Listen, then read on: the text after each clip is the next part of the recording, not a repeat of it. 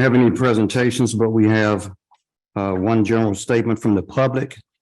Ms. Sarah Houston, could you please come forward, state your address? And you have 3 minutes. Your name and address. All right. Gotcha. Good morning, Sarah Houston, 200 Wagner Place. I'm the executive director of Protect Our Aquifer. So good morning, y'all. Wanted to come up here today because last week's meeting contained a really exciting milestone. It was a high-level overview of the $5 million aquifer study that's paid for by ratepayers. When the revelation that the confining clay layer might be more like Swiss cheese came through, I thought that was pretty big news.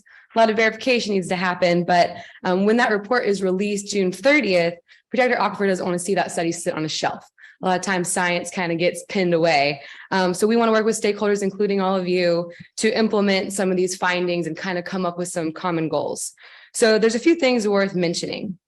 First, we talked about breaches, and there's a difference between what we see in the north and the south. Now, in the south, that south part of the county, that's where all of our confirmed breaches are. Now, that's because of how the land developed. There's a concentration of industry, there's a concentration of well fields and legacy pollution. And that's what created the conditions for people to ask as early as the 1980s and 90s, how is contamination getting from the surface down to the aquifer? And that investigation led to discovering breaches, and that's where we have those confirmed ones.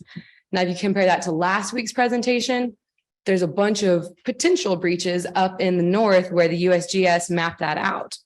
So once that's confirmed and we kind of have a good sense of what's going on, that could help inform land use and well field expansion in the north as the MLGW customer base grows in the Lakeland, Arlington areas.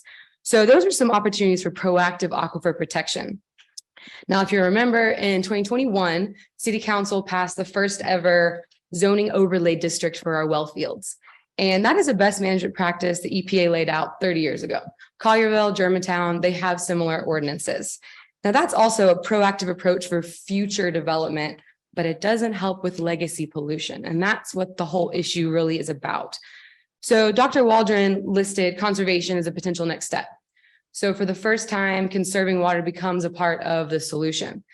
When we look at the biggest water users, 52% of water coming from MLGW well fields goes to commercial users. And our biggest user is Tennessee Valley Authority to cool the Allen gas plant. So there's a bunch of nuggets of information scattered throughout these reports, 5 years of intensive research. One of those nuggets is in the 2020 thesis project on the Davis well field that revealed there's arsenic exceeding MCL in the shallow aquifer above a breach next to Davis well field.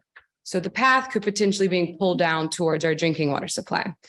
Where's this arsenic coming from? Right now, no one's taken ownership, so it's no one's problem. But if and when this arsenic hits the wells, it will become your problem and it will become the public's problem, much like what's happened at Allen. So we want to think about conservation around Davis as kind of a first step. Protect Our Aquifer, Sierra Club, and others have pushed for TVA to diversify its cooling water source at the Allen gas plant. And we think that's an investment that TVA can make in Memphis. And it's one of the reasons we're thankful y'all didn't sign that never-ending contract. There's some opportunities for investment. So we don't want that study to sit on a shelf, and we plan to work with y'all and really make sure that the study funded by ratepayers has some follow through. So just wanted to plant those seeds with y'all. Thank you, Ms. Houston. Thanks.